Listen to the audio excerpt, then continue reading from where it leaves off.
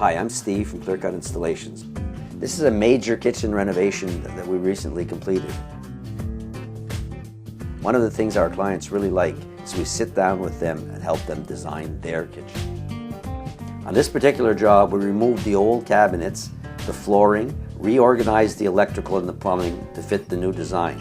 In this case, we removed the drywall from the ceiling to eliminate the old style stippled ceilings. In the bay window and for the sill of the other window, we used the same Corian countertop as the rest of the kitchen. They purchased all new stainless steel appliances and we designed their kitchen around them. On this job, we used a Corian countertop with an integrated sink. The backsplash tile work is a very unique interwoven look that she found and we created for her.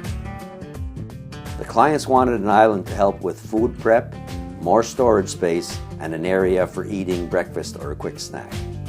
One of the things the client wanted was to replace her old hutch. We custom designed a new one and installed it where the breakfast nook used to be.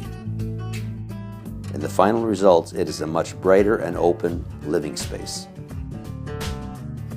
If you want a free consultation, give us a call and we will arrange to meet you at your home.